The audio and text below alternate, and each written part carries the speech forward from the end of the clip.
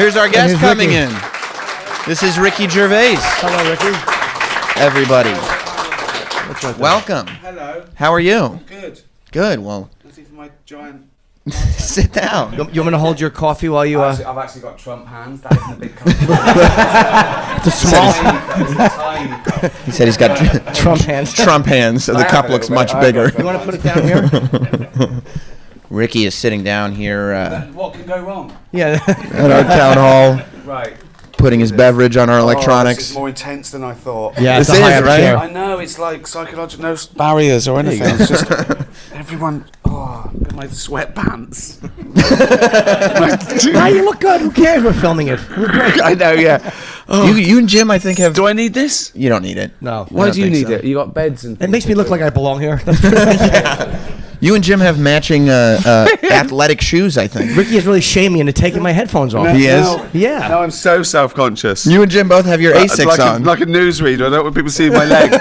Oh, wow. We have similar sneakers. We really do. Aren't they awesome? But look at Jim's little white ankle socks. This is good for radio, isn't it? Brilliant. Fashion on the radio. They look wonderful.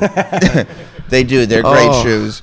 Well, welcome, Ricky. Hello. And Thank you for congratulations on the film. Being alive. On this being long, alive, yeah. Not dying. And being in America. Thank you. Yes. Yeah, Yeah. being in America. I've just landed yesterday. Yeah. How From was, where? London. And what did you do when you were there? Were you just working or were you just kind of hanging out? What, in London? Yeah. I live there more than here. I Okay. live in Hampstead, leafy Hampstead. Are you doing stand-up when you're there? Yeah. That's what I've been doing the last few months there, doing warm-ups. You are. I've done about 50, and the tour starts. It's like already a plug. Yeah. The tour starts in February. I'll do UK and keep going back and forth, between gigs and that. I want to do New York in May probably, and then other parts of America. You haven't toured like Because there are other parts of America, Yes. I've heard. I don't know. I stick to here. New Yorkers don't think there is, though. It's like it's No. New York and LA, and the rest is just a bunch of shit that we're not familiar with. Right, All the exactly. country. Right. That's why nobody here understands how Trump won. Yeah. They're like, but none of us voted for him. How Well, he didn't really. could he? Yeah. Where do you work? Divide the audience Yeah, straight away. exactly. You just figured out immediately. Oh, I knew. No, because I went through Brexit. So I go out on stage and I go, oh, Brexit. And other people go, oh, yeah, people have got different opinions now. Oh, yeah. It's a good litmus test, though. Yeah. It was an inoculation for me because I lived through Brexit. And then when this happened, I thought, it was on its way. Isn't it weird how mad people get at you for an opinion? Like, if you try to be funny with an opinion and that it's not their opinion, they get so angry at you for having the opinion. Well, I think that was part of why this happened. I think people felt sick of being told what they can do and think, and it just divided into two camps, which isn't. There's 1,000 camps, Right. But they divided it into two, for or against, liberal elite or fascist, and it's like it's not that. Do you know what I mean? That's what it came to, and this was sort of like a reaction to that. I think that they went, no, we've had enough. But it's just weird for like somebody like you to go from like the Golden Globes, where you were making the Hollywood liberal elite kind of upset with you because you were making fun of them, and that was a bit of your reputation, to being critical of Trump, which means you are now the Hollywood liberal Of course, elite. it's all mixed up. People want to know whose side you're on before they decide what you said was funny or good or Yes. right. They've picked a side. Yeah. And that's the problem. So people who like Trump will not see any bad in anything he does. There are He people- said himself, I could shoot someone off Fifth Avenue, and he's right, you know. And the other side won't see any good in what he does because you know what I mean? So it's they don't want to.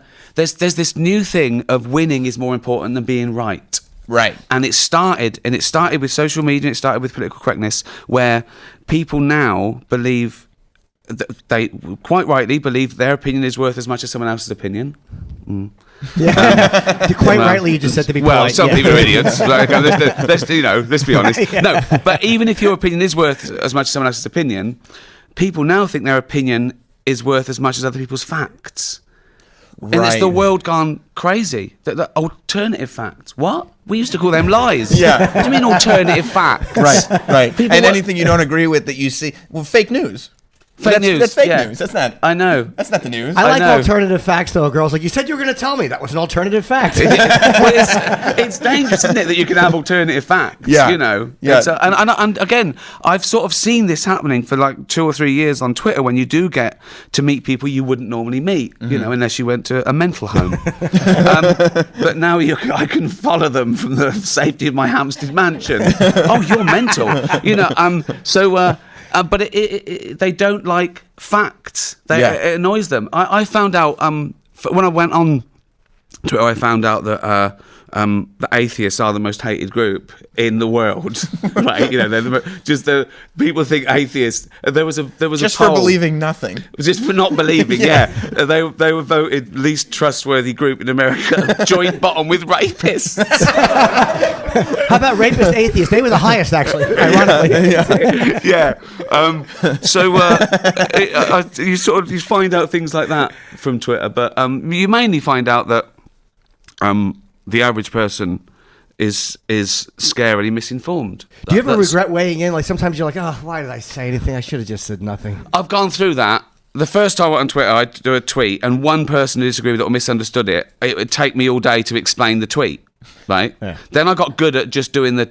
And now I just don't give a fuck because someone's going to disagree with it. Someone's going to disagree just on principle. And people get in the way. They get in the way. You talk about something and people get offended. And I try and explain to them that, no, I'm not tweeting you. I'm just tweeting. It's like going into town and seeing a notice board and it says guitar lessons. And you go, I don't want fucking guitar lessons. Right? Well, no, do you know what I mean? Yes. And they just get in the way. It doesn't matter what you do, someone gets in the way. Like, I go, a terrible thing, I'll ban bullfighting. Someone goes, what about the kids in Syria? Yeah, but I only had what? Yes, yes. It's not an option. Who is this person going? I would save the bull, but I just saved a kid in Syria. So I've run out of all my saving abilities. I can only do one thing in my life, and I used it on the kid from Syria. Like it's a seesaw. Like you can't like one thing without disliking it. And the people who say, oh, I've got a better cause, they don't do fuck all for that one either. Right. They're doing nothing, and they're going, what about this? Well, what are you doing? Nothing. Well, they're criticizing you. Of course. They're making it so that you... Yeah. So it's really, it's volatile, and it's been going for a while. As a stand-up, though, you kind of, sometimes you like a little, it's fun to convince people that they can laugh at something that they don't agree with. Like as a comic, you're up there telling them things that they don't agree with. I felt that was my thing.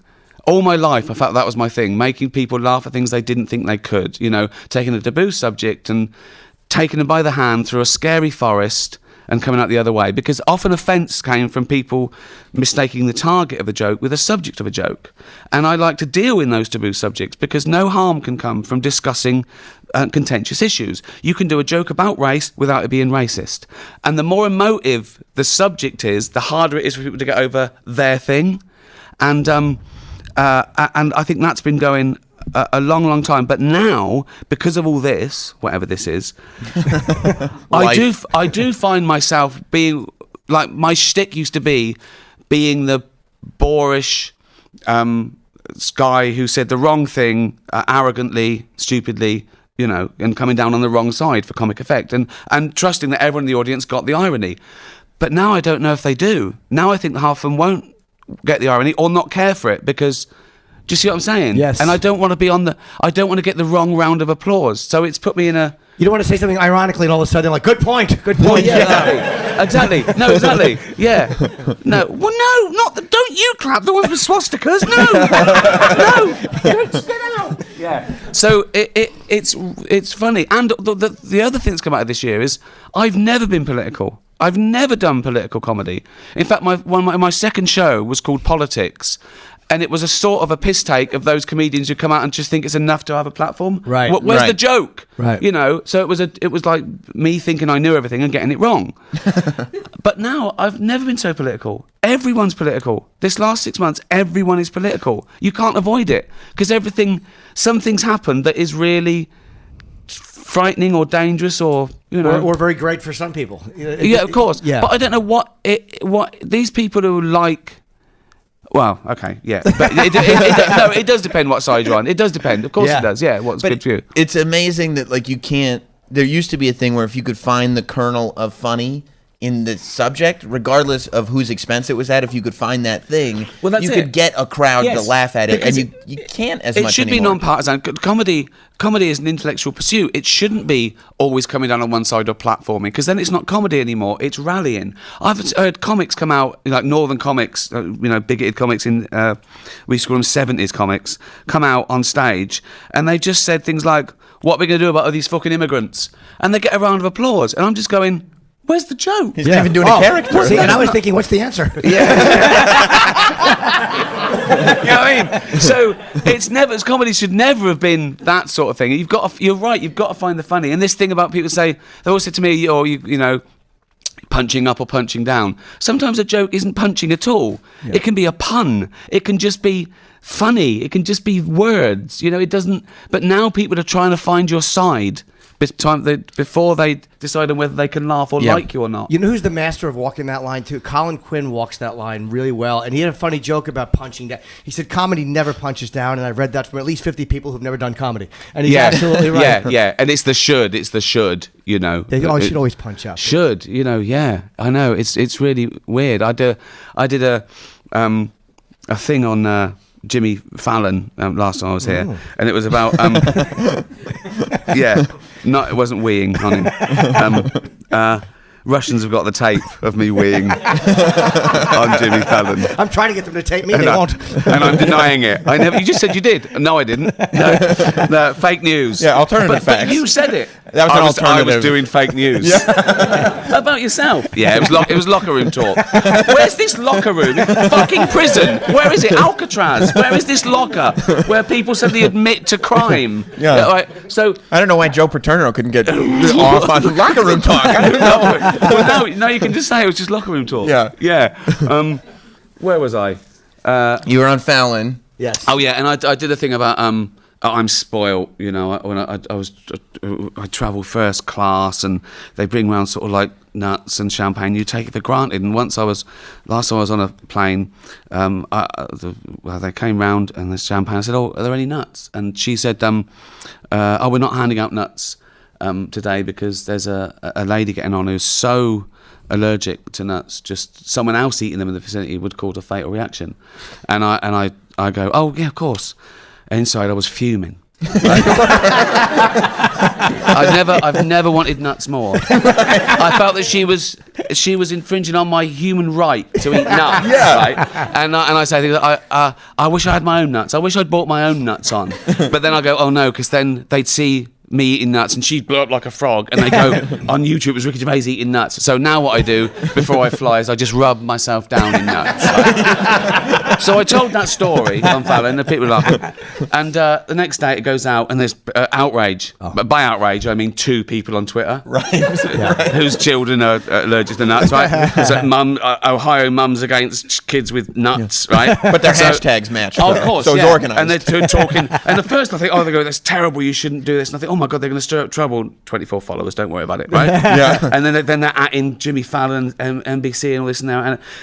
And one of them did a little video of her daughter saying, Ricky Gervais, I have no... Delete. Right? Right? So, not even a fucking true story, do you know what I mean, right? So, and then one of them got me. She said, you should never make jokes about food allergies. And I should have left it, but I sent back, I make jokes about AIDS, famine, paedophilia, and the Holocaust. And you're saying I should never joke about food allergies. Right. And she sent back, yes, but the Holocaust didn't kill children. Wow. Is that really? It did. Yeah, it did. Hitler, horrible, wasn't he? Oh, a psychopathic, racist murderer. But if I was throwing a dinner party and there was one seat left, and I could either invite Hitler or a kid with food allergy, I know who'd ruin that party. You know what I mean? Exactly. Who would have funnier stories? Yeah, exactly. Yeah. So anything you say, someone will find offensive because it's their thing. I've done all the things I joke about in my stand-up. There's always one person from each group that says, "Oh, I like the other stuff, but not this stuff." I go, "But you know, I was joking with the other stuff because it's not so emotive to you. So can't you take a step back and realise that I'm joking about all of it, including your thing? I'm not, I'm not really." I don't laugh about famine or cancer or AIDS. Why do you think? But can't you do that with nut allergies? You know. Well, and it's funny too in The Office that one of the best things about that was just the lack of awareness that David Brent had that his jokes just weren't flying. Yeah, that was it was like, he gets it. He's laughing, and he wasn't. Yeah. Well, look, that's quite narcissistic. That like well, let's not talk about Trump again. But like Trump, right? Right. No, his tweet is I met a guy who said I was brilliant and he loved me and everyone loved me. It's better for it to just get it out there that everyone likes me. And David Brent used to say things like that. Everyone loves me here. He was literally with no proof needed. Just everyone loves me here. He was literally doing an interview last night, Trump. Not that we're going to talk about him. No, I know. He was doing an interview, and at the end of the interview, he had to get the guy from ABC News in front of a photo of Inauguration Day. They weren't even talking about it. You saw it. Yeah. And he's like, just so you know, all these people loved me. They all were standing. He called it a sea of love. It's sea of love. That's different for you, isn't it? A sea of love is it's much stickier, isn't it? and I'm drowning in Jim's sea of love. Is that all in one sitting now? He keeps it in jars. and then and he dumps on himself. Sea of my own love.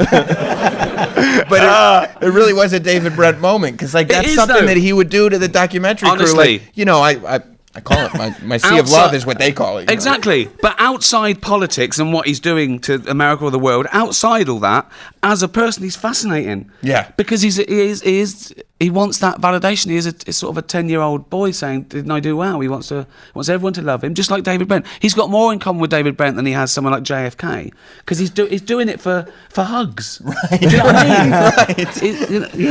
Here's for hugs.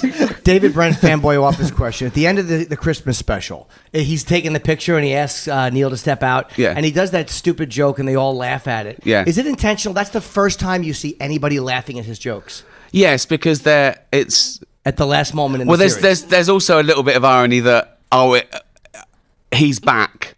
It is a crap joke, but we sort of like him for it. Do you know what I mean? Yeah. So they're including him. I know people that they want to be accepted in a group, and they take on a role. They take on the role of idiot to be accepted in the group. They take on the role of whipping boy. Right. You know, they take on the role of anything.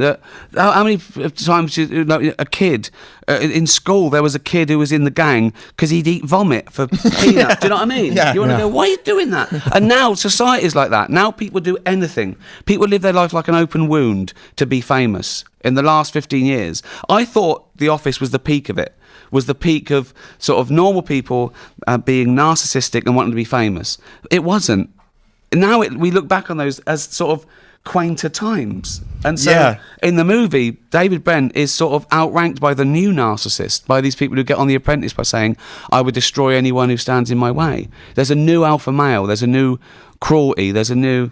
Do you know what I mean? Well, the idea of celebrity is different too. It's like because celebrities are less impressive because people get on YouTube and they do funny shit or they do crazy shit. And you're like, what makes you interesting? Well, what are you doing? Well, and they know that. And there's this unwritten sort of contract where people, even documentary is more demanding and intrusive now. You know, we wouldn't have heard about David Brent's breakdown in The Office. It was a politer time. But now documentaries say, well, you better show us your lowest ebb or you won't get on. Soon we'll have shows like Celebrity Enema. You know what I mean? But it's sad because they're just looking for something else. They're just looking for acceptance. Do you know what I mean? I do. And the movie, by the way, the movie is hilarious. Thank you. Life on the Road, which is, what is it? It comes out February 10th on Netflix. February 10th. It's really funny. Unlike we've been now. We've just been angry at the moment. No, it is very funny. It sounds like it's sort of social commentary. No, it's funny. But it is funny. It's just a man going through a bit of a breakdown, really. Yeah. Which is always hilarious. Yeah, it's great. It's great. What I thought was brilliant about Life on the Road was that most people, because you could take the David Brent character and just kind of redo what you did on The Office, right? Just put him back in the documentary setting, and that just is what it is. But there's this acknowledgement of the fact that the original Office documentary was terrible for him. Yeah. And an explanation as to why he would invite a documentary crew back. Well, exactly, because he's needy. He's very needy, and he thinks it's his last chance, and he wants to be famous, and he wants to be a rock star, and some of the parts of it are commendable. That he is spending his hard-earned cash. He's a sales rep in Slough selling tampons, and he gets a band together of mercenary session musicians. He's hemorrhaging money just for this dream because he's been sold the lie, like we all have for the last 15 years, that just if you beg to be famous, someone will go, all right then. All these talent shows, and and I felt like there was also so much more like people hated David Brent in this movie. The people that are around him do not like. The people in his office don't like him anymore. Like there's not even that charming like whatever. The people in his office, and losers must be punished and squashed these days. Do you know what I mean? And that's what the band does too. And that's what the band does too. And it's sort of it's not chastised anymore. But the thing is, I think the important thing is that it's how the world's changed. Because even though he's the same old David Brent, we sort of see a different side of him. Because in the office he was 39. It was sort of the peak of his powers. He was the boss. He worked for basically nice people. Now he's not the boss. He's full of alpha males, and it's it's comedy. It's staple. It's an ordinary guy trying to do something he's not equipped to do, and that's what we're sort of laughing at. That he's the least likely rock star ever. Right. But he's still got feelings. Yeah. He still had a breakdown after the office. He still knows that he. And you get these moments of acknowledgement of like he knows that things are not going well. Finally. I did that to make it more awkward because we watch these sort of reality shows where and competitions where people bordering on mentally ill are wheeled out to be sniggered at by millionaires, and we're culpable. It's entertaining. Yeah, it is really. Yeah. But it is like the Victorian Freak Show. It's just packaged differently now, and so it is about that. It is about fame, probably more explicitly than The Office, but it is about a man who needs a hug. And he's not that bad. He's not that bad a person, How was it touring musically as David Brent? That seemed like you're just living out a rock star. It's fantasy. It's amazing. Even though I'm very I'm a bad mic technique. I state that it's not me. It's David Brent's. This is not me trying to live vicariously through David Brent. But there's nothing more fun than playing to 5,000 people or singing along to your stupid lyrics. It's crazy. It's like a Queen concert. They're in on the joke. Right. They come along and they know it's a bloke who stepped out the telly for an hour. Right. But it's actually happening. You know what I mean? It is I am there. It's like, I suppose I feel like, I don't know. It's like theatre. There's still a fourth wall because Brent can't acknowledge that all those people are loving it. So he still has to be a bit of a loser and a bit of a putz. But inside, it's hilarious. It's amazing, yeah. It's such a... I can see why people get addicted to being, a rock star. Because it's crazy. Was there any of that, like, before you were doing comedy and TV, you were doing music? So is there any of that, at least on a relatable note, that you're like, I, at one point, wanted to be a pop star? I did want to be a pop star, and that was my mistake. I was 20, and I should have been wanting to be a musician. Right. And when I came to being a comedian, I learned from that I was a writer-director. I didn't just want to pop up on stuff. I didn't just want to be famous or just... I wanted to create. That's sort of buzz for me. But no, it's not... I know it's not real. The day I release my own album called Ricky Gervais Sings the Blues, that's when you should shoot me. That's when a comedian does that, it's all over, innit? You can't go back after that, if you're trying to be sort of cool and sexy, and it's just... Is there anything worse than a comedian who thinks he's fucking sexy? It's horrible. Fuck it now. Do you know what I mean? Yeah. It's just we shouldn't be cool. We mustn't be cool. No. And so I know it's not me. But it is still great fun, and I use it as another tool because I can play and I can write and I can sing. So that's all real. It's funny because when I did Ghost Town, people didn't say, "Oh, you want to be a dentist, really?" Do you know what I mean? Right. It's just because it's cool to be a rock star. They assume. But no, you write about what you know. I worked in an office for 10 years and wrote about it. I was a failed rock star. So those all experiences go into writing. Do you know what I mean? All your experiences, good or bad. In fact, bad ones probably slightly more useful. Well, the best part of the songs too is they're good enough to be songs, and yet there's always that little thing where you're like, ugh. There's that one little thing. Exactly. It's not a parody of a bad song. No, it's not. The joke isn't that he can't sing or he goes wrong or the band are rubbish. They're not comedy songs like Monty Python or something, or even Flight of the Conchords. It's the backstory that's funny. Something like Free Love Freeway, cracking tune, could be a Bruce tune. But when you realise it's all the cliches in the world, crossing America, picking up chicks, and you remember this is being sung by a 55-year-old tampon rep from Slough who's never been to America. That's when it's suddenly funny. I think listening to the album, if you don't know it's a joke, you'd go like, that's pretty good. And then you hear a funny lyric about what? Yeah. Basically a head on a pillow. What's that mean? You know? So there'd be little clues that it's... And he's accidentally offensive. You know, he thinks he's, you know, Really changing the emotional home He run. actually thinks he's doing good. He thinks he's the first person to step up and say, this is enough about the plight of the Native American. Right. And then he accidentally brings up scalping because he saw it in a Western once. You know, he gets his facts off Wikipedia, you know, to write the song. But yeah, no, you know, the music's real. It's all actually happening. I listened to Gypsy. I love that Lady Gypsy. I love that. The video though is just it's so perfectly. Oh, cheers! The fact that you're wearing a watch in it. Like, I thought about it. I didn't know he'd leave that on. Yeah, and he's dressed like a cross between Robin Hood and Gladiator. After 18 summers, what? I know. Well, that is a slight sort of parody of folk. I love folk music, right? And so they could never say when I was 18 years old. When I had known only 18 summers. They've got to go round the houses, you know, and it's all about the forest and wandering and meeting a girl in the woods. When did that happen? When would that? Well, apart from you do. I know. But, For the music video. She didn't know you were there. And she didn't want to be there. Oh, come on. Some of us got to walk home alone.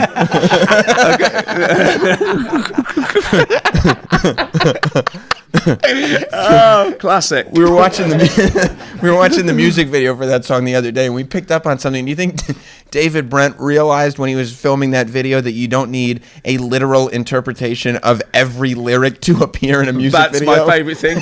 When someone so pompous about their own art has to break everything down to say, this is a particularly clever lyric. I love doing it. Now listen to the second verse, because that's the most informative. Right. And it's just it's so pedestrian to explain stuff, you know. And gesturing towards like the heather in the ground. Like, well, no, we've seen it. Of course, it's him going, aren't I clever? Yeah. You know, it's that back to that thing. Look what I did. It's a 10-year-old boy going, look, mum, look what I did. You're literally at the end. We've all heard the whole song. We all get it. And at the end of the music video, he's pointing at the lady to say, "That's the Lady Gypsy." And it's like, we got it, David. You got an actress. We understand. Yeah, I know. Yeah, he's so blissfully aware of his greatness. Right. That's you know. But again, he's been trumped. Yes. You know what I mean? Yeah. We should go to we have a great audience here. Yeah. That have all come out to see Hello. you. I feel bad about ignoring them, but I don't know whether to wave at them or. Well, we can ask. They've all brought questions. So I want to go. Jesus, really? Who's Allison Gordon? Allison, that's you. Yeah. Hello, Allison. Hi. Hello. It's on. It's on. D-bag. Hello. By the way, What did he say? With his D-bag. He's the only. Is his name D-Bag? Yeah. What's that stand for? Is that your rap name? You know, is that your rapper name? D-Bag. You know the kid who eats vomit just to hang out in a gang? Welcome, D-Bag. Yes. He just tapped a mic to see if it was on, but he's not wearing headphones, so he wouldn't have been able to hear the tap. He just heard the tap live, like we all did. Right. Yeah, that's working. He also, do you notice the creases in his shirt? Yeah. This is bullying. I'm not being any part of this. I'm not being any part of No, this. he's dressed up. He's brand new shirt. We're very proud of him. He looks great. This is Ricky Gervais Town Hall shirt. Okay. Poor D-Bag. But let's go to Allison, who has a question. I do. What is David Brent's position on Brexit? It depends who he's talking to.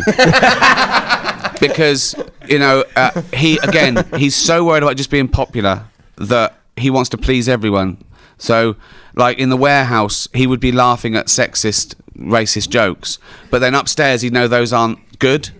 And so his world collides when two people meet at the same time. You know, so it would depend. He would flip-flop because he wants to know what the right answer is to please everyone. So I think that he'd probably want to do Remain so he could stay. Oh, you know, we're all in this together, and So I voted Remain on Brexit. But one good thing that came out of Brexit, it showed young people how much old people hate them. So that was the one good thing. You know what was so great about David Brent too? It's capturing this thing that we all do, like when you're nervous in a conversation and your mouth is just moving and just shit's coming out of it. I know. I love doing that. I love it when he's caught lying, and they go, "Did you, David?" He goes, "It's not a yes or a no." What was that? Huh? And the stalling for time. David, did you do it? Huh? Like I didn't hear it, so I've got off now. I've got off. I'm away. Because they're just going to move on to another question, I'm sure. Yeah, you had one chance. Yeah. No, fake news. Yeah. So. Or trying to like agree. Well, you only sold 150. You didn't make it onto the top charts at all. He's like, I didn't want to. Didn't want to. Didn't want it to. Yeah. Yeah. Who wouldn't want to make That's so charts? now, isn't it, though? It really is. That's so now. Didn't want to. Yeah. Yeah, I know. Yeah. Good. Yeah. No, it was just a social media thing. I didn't want to sell anything. It was just for awareness. I didn't want to do anything like that. What do you get surprised that there are celebrities like Mel Gibson just said that he's still upset with you about the Golden Globes. Like an article came out maybe a week ago that he wanted to hit you when you made fun of him at the Golden Globes. Does it surprise you that people who have accomplished as much as these celebrities have a skin that's so thin? It surprised me the first time I ever did it. I just thought, why do they care so much? What a little fat bloke from Reading is saying to them. You know what I mean? Yeah. But you make a conscious decision as the first time I did it, do I pander to the 200 egos in the room or the 200 million people watching around the globe? No contest. Right. The people at home aren't winning awards. They're not millionaires, right? So what's in it for them? Well, it should be entertaining. So winning awards is not a spectator sport. I tried to make it one. And let's get it in context. They weren't a room full of wounded soldiers. Yeah. I was teasing them about their public behaviour. Yeah. I didn't. Do you know what I mean? Yeah. It's like it's not like what Mel Gibson did. He did this, and he's going, oh God, how did that get out? It was all. I was inviting him back into polite society 3 years in a row. Right. But you know what I mean. But also, I didn't talk about the really bad shit. Right. Do you know what I mean? He asked about sugar tits. Sugar tits is the least of his concerns. Yeah, exactly. Yeah, sugar tits and yeah. And that's interesting though that you say you're bringing him back into polite society, because if we can see a moment where Mel Gibson is genuinely laughing at the sugar tits thing and kind of not even necessarily apologizing, but just saying like, I see the humor and regret that. Yeah. There would be this forgiveness that comes. Well, I think he probably thought, oh, come on. It's been Right. 10 years. I've got a film coming out. And a journalist said to me, what do you think about Mel Gibson being nominated for an Oscar? I go, it's great. I said, I loved his direction. His direction wasn't the target of my jokes. I love Braveheart. I think he's a great director. Yeah. That wasn't the target of my jokes. But also, target's a strong word. What did I say? I teased him. Yeah. I teased him about saying that when he was drunk. It's like, it was no big deal. And it had to be addressed. No one wants to be the butt of a joke. No one wants to be the butt of a joke, because I understand that, and it's. But yeah, I don't know. I don't think I said anything that bad. Again, I think it often came from people mistaking the target of the joke with the subject of a joke. For an example, I did a joke about the Sex and the City. I said the Golden Globe for special effects should go to the guys who airbrushed the Sex and the City poster, right? And I just go, girls, we know how old you are. I saw one of you in an episode of Bonanza. Right? And Kim Cattrall said that was ageist. And I said, no, it's the opposite. Why are you denying that you're 50? What's up with being 50? Do you know what I mean? Right. Why do you think you have to look like 20 for us to accept you? There's nothing wrong with being 50 and looking 50. But let's point it out. That was the smart answer. Yeah. You know what I mean, though? It's like, it was me saying, why is Hollywood making this paradigm of women? Why can't we accept that they're 50 and fun, and you know what I mean? Right. It's madness. So at heart, it's more of a joke about the fact that these women have to portray themselves that way, as opposed to, hey, look how old the women are. I can defend every single joke I did at the Golden Globes and see where, and I know why people are angry or why they took it personally. But I justify every single thing. I don't go out there and try and ruin their day. I don't think comedy is your conscience taking a day off. I can justify every single joke, but it just gets boring. Why do I have to defend it? I want to start saying, so, do you think that joke was all right? I go, no, it was awful. It's terrible.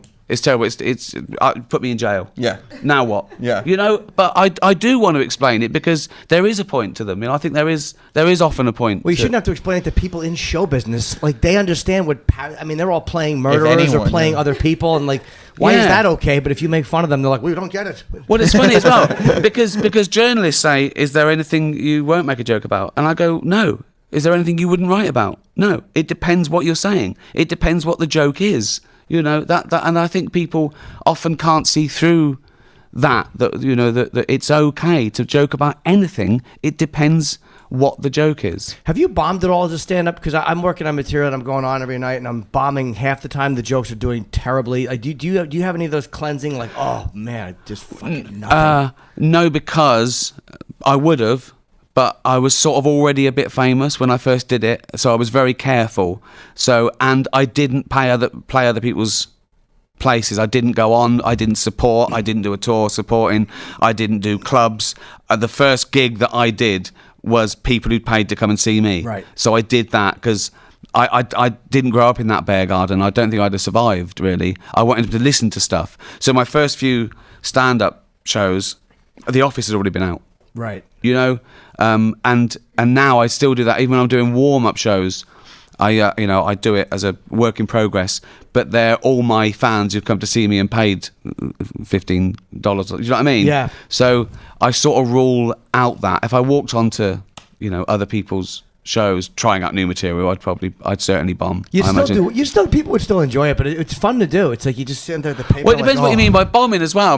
For me, bombing is you told a joke that literally no one laughed at. Oh yeah. If half the audience, you've been there. Oh yeah. boy. See that's hard. That's hard to do. That is hard to do. But I often divide an audience. You know, get the laugh and the gasp, or a joke that a couple of people are cracking up at, and other people are going like that. But that's all right. I cherish that as well, as long as it, you know, for me, people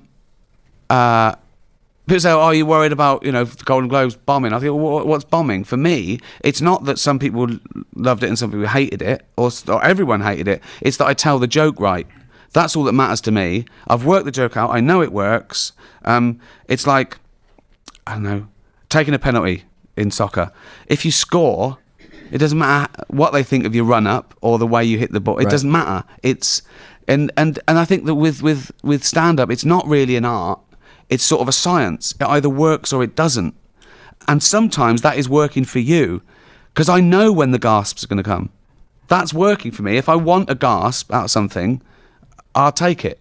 Do you know what I mean? Yeah. It's not always, you know, set up, punchline, laugh. I don't think that is all there is to it. I saw you perform it was years ago at the theater at Madison Square Garden. Saying you bombed. It was terrible. It was awful. It was not funny. Oh yeah, I forgot that one. Yeah, that one. Yeah. I saw 10 minutes of your performance. And you even put it on DVD. The fucking arrogance. Silence. Imagine a DVD. Silence. Just silence. No. What a great special. Wouldn't that be great? Yes. Well, and I'm leaving, and you just take out the audience altogether. That would be fucking great to watch that. That would be art, wouldn't it? Yeah, Me too. And they're going, am I right? Nothing. Did you ever hear the day the laughter died? Andrew Dice Clay, when he was really, really going through the roof, he walked into Dangerfields for 3 nights and he recorded it. Not his audience. They had no idea he was coming, and he bombed. And he put out a double album of the bombing called The Day the Laughter Died. Rick Rubin produced it. It's one of the greatest comedy albums. Oh, that's great. Ever. Yeah, just really shit. People walking out, yelling at him. Oh, that's amazing to put that out. Yeah. The closest I've ever done is put a bad review on the back of a DVD. But it was a sort of humble brag. It was a boast, right? Because what I'd done was it was something like Chris Rock, this guy kills, Jerry Seinfeld, hilarious, Billy Connolly, funniest man in the world, Daily Mail, tasteless and unfunny. And I just thought it was funny to put theirs after people in the business. But yeah, the putting out a DVD that no one laughs on, that's amazing. Yeah. Great. Yeah, it's only a CD. There was no video, unfortunately, but it's just 3 nights in a row, and he just put it together. Why do we like watching other people slightly die? You know, I think that's why people go to comedy all the time. There's always the risk it will happen. They want to laugh, but there's always he might Tank. There's something fun about that. He'd have to be such a good friend for me to enjoy that, though. I love it. I never stop if I hear laughs in the Comedy Cellar, but if I hear that throat clear, I'm like, no, I can't. I don't even like. I don't like. I'm not embarrassed for me, but I'm embarrassed for other people. I can't. I actually can't stand it. I actually put this in the second series of The Office where Brent does his speech to the Swindon lot, and he's dying. Yeah. I went along, right, to a competition, a final of a competition night, and I was already a bit of a stand-up, but as I say, I was on telly and I was there with another couple of comedians, and there was this poor guy. He came out and he had to do 7 minutes, right, and he was shaking, and everyone just went quiet immediately because he was shaking. He went, and you could hear yeah. he went, why is it, hello, why is it, no, not why is it? What? Oh, so sorry. He got a little note. He went, oh yeah. He went, you know when you're in a cab? No, the cab. Everyone really quiet. He went, and this is when he said, this was, and I'm dying, and the other comics are fucking loving it, and I just didn't like it, right? And I'm going, oh God, poor guy. And then he went, I was meant to go on last. and he looked over at the motor and goes, I'm going to stop. Is that okay? I'll stop. And then he just went there. He went, oh, and then he went, thanks everyone. He said, and there was silence. They hadn't liked it. He said, it was so fucking sweet and sad. He went, if I never do this again, you'll know why. It was just awful. It was awful, and I don't think he ever did do it. And that guy was Louis C.K.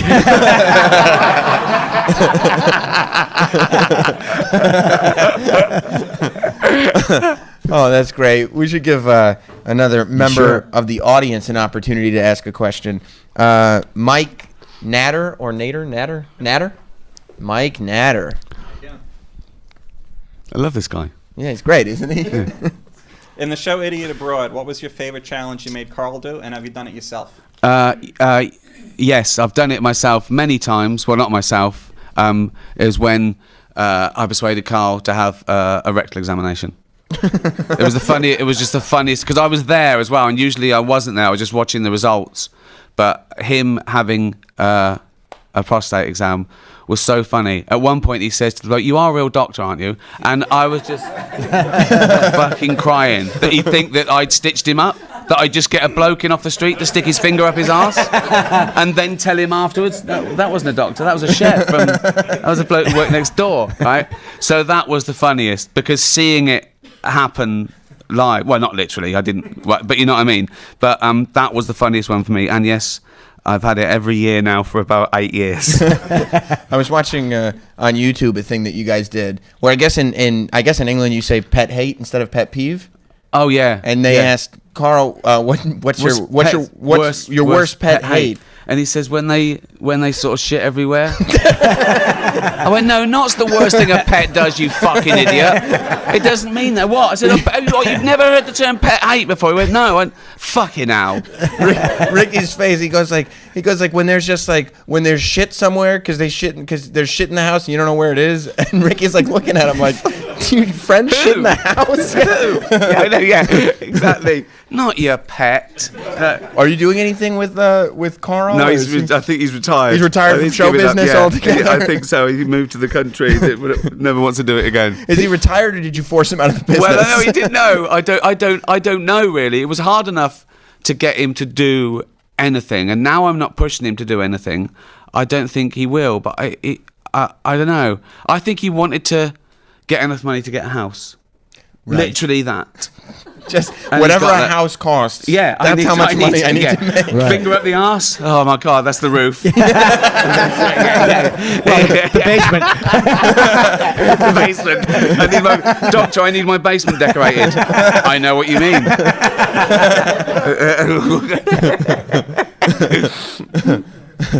Yeah, that's always a bit awkward. Once I was. Right. Go ahead. No.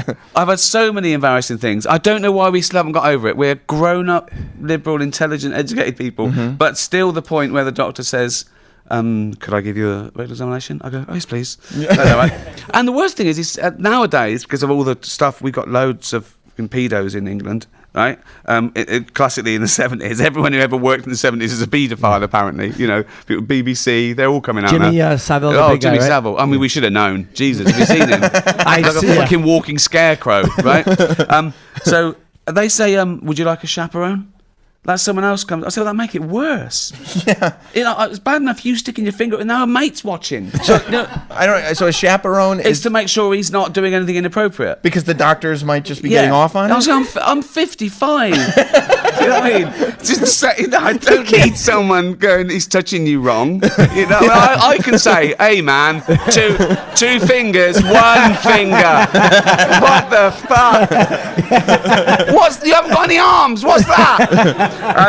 No, but I was doing a rectal examination once, and it's awkward, and so they talk to make you sort of relax. And he said, big fan of Derek, by the way. So now he's talking about my big fan. I said, well, no, not now. Just do that and just let's get it over with. I was having a balls tested once by a doctor, and it was an elderly gentleman, you know, a very nice man, little moustache and everything, right? And he did it standing up, and usually they lay you down and then turn to your side, right? But this guy standing up, so the doctor's sitting in the seat, like just sitting in a normal seat, and I'm standing with the trousers down ankles, and I'm nervous, right? So he's testing around, so I just asked a question, right? I said, what exactly are you looking for there, right? But that slowed things up. So I'm there, I'm standing there, right? Balls out, trousers out, and this doctor goes, well, so now he's sort of leaning back, and I'm standing there, and I'm listening. He's going, well, we're looking around the epidermis with some of the lumps and also, and I'm thinking, I've just made this process twice as long. Yeah. Just shut up. As you're saying that, I'm making a mental note. Your chaperone's masturbating. Yeah, don't worry about him. Yeah. Jim just gets a job as a chaperone. I just like to watch. Someone want a chaperone? Yeah. Push back, Ricky. Push back.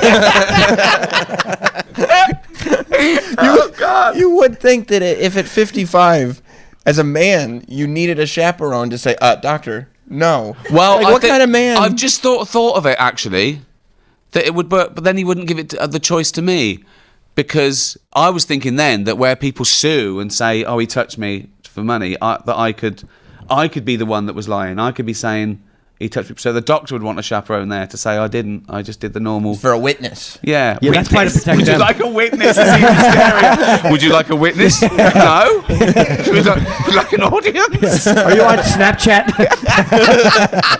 Oh, God. What are you doing? Doing it for YouTube? No, don't film it. So, yeah, it's still awkward. It's still slightly awkward. I try and make a joke and make them laugh, but then it's like you're flirting. Just being charming. Oh, look at you with your magic finger. Sorry. Oh, doctor. Oh, God. Let's go to another audience question. Bobby Harris, where are you? Bobby Harris is over here. He's going to ask a question. Hey, Ricky. Is there any truth to the rumors that we'll get more Derek episodes, even though there's been a finale? Never say never. It's probably the thing I miss most, really. It was just I like being Derek, and I think it would be much more poignant this year than it probably was at the time. But I don't know. I always do like 2 series and a special, and by series I mean 6.5 hours, which is so lazy. Everything I've done, you know, Office, Extras, Derek, Idiot Abroad. But having said that, I've done this movie. I'd like to think it's 50-50, because I'd hate not to do it just because I said I wouldn't, because you never know. But it's probably the thing I miss playing most out of everything I've ever done is Derek. Yeah, so maybe. Didn't it just get nominated? No, the thing that's just got nominated, it did when it was out. Yeah, it got a couple of Globes and Emmy nominations. Losing again. 23 Emmy nominations, and I've won 2. That's a terrible record, isn't it? See, as a comedian, I see the losses. Yeah, absolutely. Yeah, exactly. Yeah. 21 losses. I know. Yeah. Yeah. No, the Brent movie's just got a couple of nominations. It's got the London Film Award and the National Film Award for Well, as we said, the movie comes out. But you February. guys don't care about those. Americans don't care about those. We do shitty British. The British ones now. I did a Times talk once with Dave Itzkoff from the Times, right? And he was saying about the Emmys and the Golden Globes. And as a joke, I went, and 7 BAFTAs. He went, no one cares about BAFTAs. They Just don't. in front of everyone. The movie's out February 10th on Netflix. Life on the Road. We wouldn't want to put you on the spot, but we do have a guitar here. I don't know if. Oh, fuck's sake! I don't know. If, but it doesn't. I will. The audience would want. But they got to think that I'm David Brent. Otherwise, it's weird. Let me get into character. There you go. Yeah, D-bag. That'd do, wouldn't it?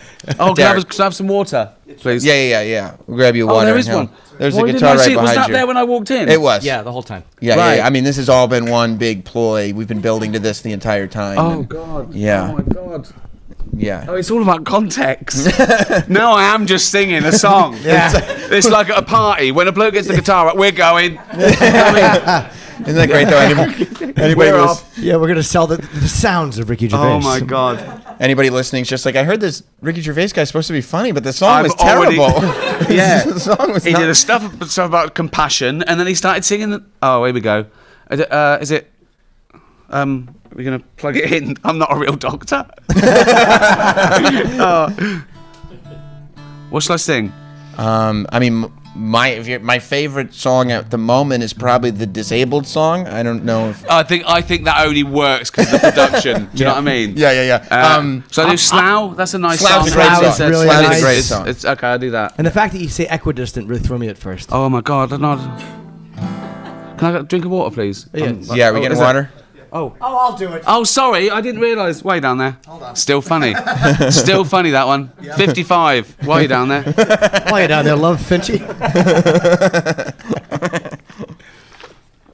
Okay. Oh, this is embarrassing, isn't it? I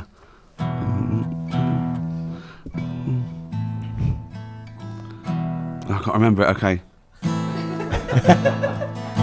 Have we started? We're starting. Yeah. Okay. Right now.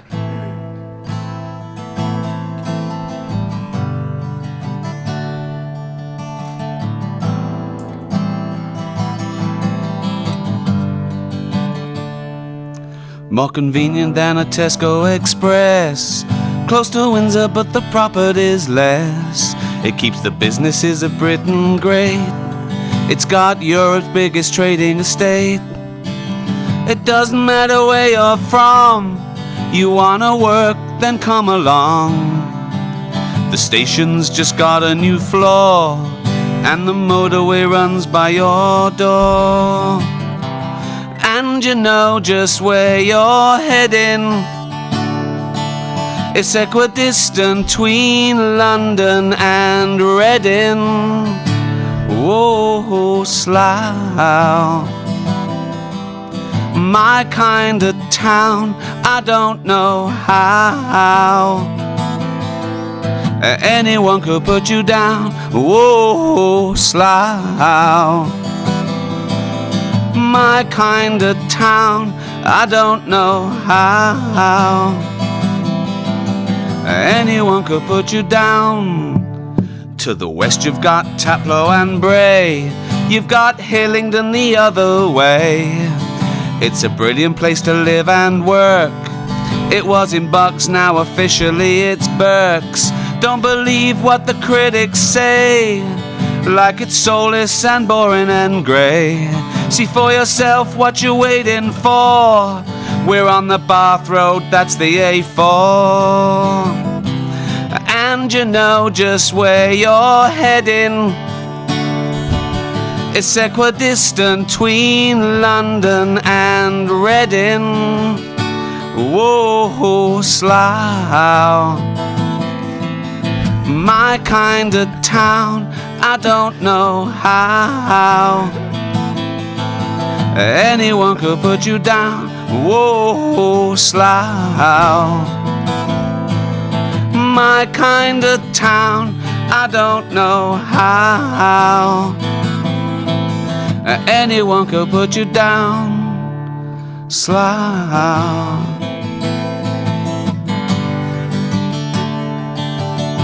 Slough.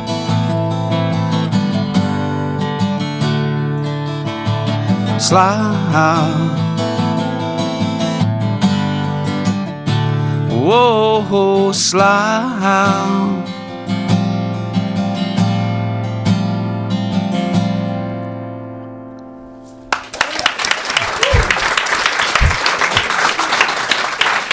Just the idea. Trauma. Like the trauma. Just the idea that like a guy like David Brent would think that that's a cool idea to do. Like, Because there's no irony to singing a song about this local town that nobody knows. In the film, when he introduces it, he says everything in this song is factually accurate. So you might learn something. So yeah, because we all want to know about Slough. Yeah, and the station's just got a new floor. Yeah, so, right. Yeah, but it's a good and song. And again, it's accidentally offensive to Slough. You know, close to Windsor, but the profit is less. That's not a good thing, is it? If you say about your town, the profit is cheap. So did you have to, like, when you realize you're going to do this, do you have to research Slough to make sure you get in as many local references as you can? I did do the old Wikipedia for things to find out about that's new that he'd be excited about. So yeah, Ricky was on Wikipedia looking up Slough the way David Brent was on Wikipedia looking up Native Americans. Yeah. That's what gave me the idea that he would definitely do that. Yeah. He would definitely do that for something that he didn't know about, like Native Americans. You know, right. So yeah, he'd know Slough off by heart. Of course. He'd know that, but when it was something that he didn't know about. Do you have to cut ideas and go, that's way too smart for David? Like that's like a Ricky thought that wouldn't work for David.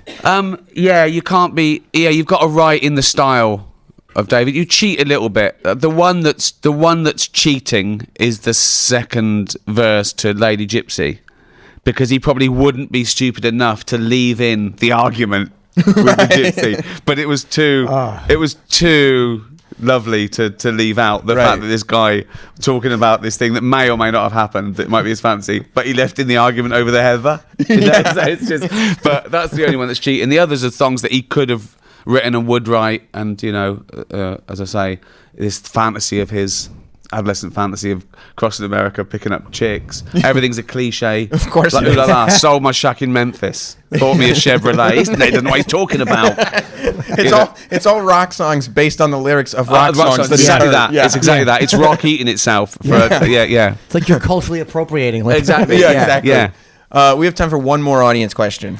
Let's go to John Lentz. Who's John Lentz?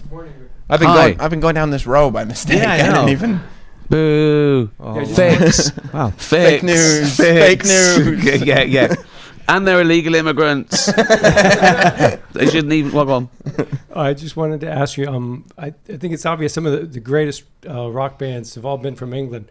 I was wondering if you could name one or two of your favorite rock bands. And follow-up question: Have you ever met one of the Beatles? Okay, the first one first. My favourite rock bands. I grew up with. I grew up with the Beatles and the Stones, but they were my own thing. I was sort of borrowing those from my older brothers and sisters. I do love them though. My favourite, I don't know, they're rock bands, but my favourite of all time is probably Bowie. I love Springsteen. Slightly newer would be stuff like Radiohead. I really got into that. I like folk. I think I like the folk singers. I like stuff like, you know, Dylan and Neil Young and Simon and Garfunkel. And I've met one Beatle lots of times actually. Was only two alive in there. Paul McCartney, who's a lovely, sweet little genius. Yeah. How do you get to the point when you got like your hero? I saw David Bowie. That's what I was getting to before. He introduced you on stage. Yeah, at Madison Square Garden Theater. How do you, as that big of a fan, not get distracted and let it kind of take you off your focus to know that David Bowie is live, not tape, live on stage introducing? It was crazy how that happened. It was crazy. I know. How long have we got? Yeah, okay. We can go a couple minutes. Yeah. It's funny because he'd been sort of my musical hero for 25 years, right? And then I met him. I was sort of newly famous. The Office had just gone out, and I got invited to one of those VIP things at the BBC, and it was Bowie playing to an audience, a few people like this, and I was one of them. I went with my girlfriend Jane. We went along, and the then Director General of the BBC, Greg Dyke, afterwards he bounced over to me and went, "You're a huge Bowie fan, aren't you?" I went, "Yeah, I love him." He went, "Come and meet him." I went, "Oh no!" Right? He went, "No, come and meet him." We went off. So it's me, Greg Dyke, and my girlfriend, and he shows Salman Rushdie joins us. Mental. Wow. We went down and knocked on Bowie's door, and he opened it. He was eating and said, "Oh, hello, Salman." Went that right. He went, "Hello, Greg. This is Ricky and Jane. Hello, how are you doing? You enjoy that?" Oh, yeah, it was great. Right? He was just being polite. He didn't know who I was, right? It was funny because the next day, I was in the pub with my mate, and my mate said, "What did you do last night?" And I went, "Nothing." How would I say? I was Salman Rushdie and Bowie. Why? What did you do? And so that was it. And it was like, oh my God, it was great. And then suddenly, he definitely didn't know who I was. A week later, I get an email from David Bowie. He can do that. He was David Bowie, right? And it said subject, The Office. So someone had given him the box set. He said, "I watched, I laughed, what do I do now?" And that was it. And we sort of became pen pals. And then, whenever I was in America, I remember it was his birthday was 8th of January, and on his, I think it was 57th birthday, I sent him an email, "Happy birthday." I thought, 57? Isn't it about time you got a proper job? Ricky Gervais, comedian, 42, right? He sent back, "I've got a proper job." David Bowie, rock star, 57. No, rock god. That was it, rock god. And then I invited him. We came over and we went to see him in his place downtown. And it's so funny because I had to separate the two, really. That I knew him and he was a friend, and he was my biggest idol. And it was weird because first time when we met him in America, went to his place, and the doorman went, "Oh, you're here to see Mr. Jones?" I thought, "Oh yeah, of course I am. Of course I am." Bowie doesn't exist, right? And he was so sweet and normal. It was just after his heart attack as well, and he was pretending to be. He made us a cup of coffee. He said, "Do you want coffee?" He went and made coffee right in the kitchen, and he came out sort of shaking, pretending to be Doddery. He was just joking about his mortality and stuff. And there was this big statue. He had a big sort of pewter Picasso-esque sort of statue. I said, "Oh, that's amazing." He went, "Yeah, the artist there, he was trying to do what Picasso did in 2D, representing 3D, in 3D. Anyway, my daughter likes to hit that with a hammer." He's so sweet. He's so funny. And then I invited him to do extras, which was great. And I sent the lyrics to him, and I said, "You got the lyrics?" He went, "Yeah." I said, "Can you do something like Life on Mars?" He went, "Oh yeah, I'll knock off a quick fucking Life on Mars for you." I realised how insulting that was.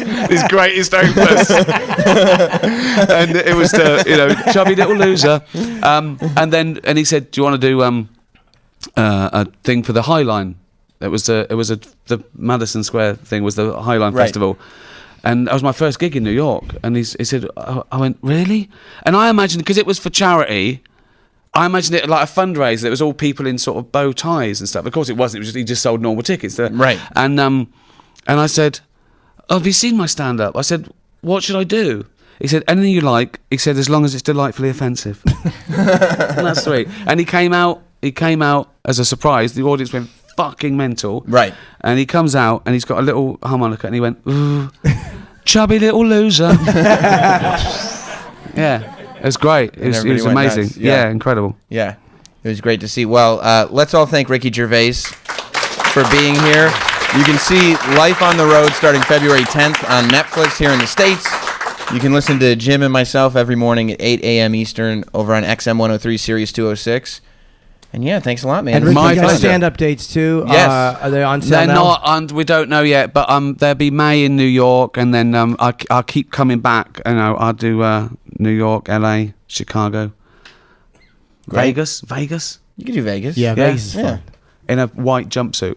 Right. And then marry somebody. Yeah, my fat years. Yeah, exactly. Yeah. Ricky Gervais, everybody. Thank you so much.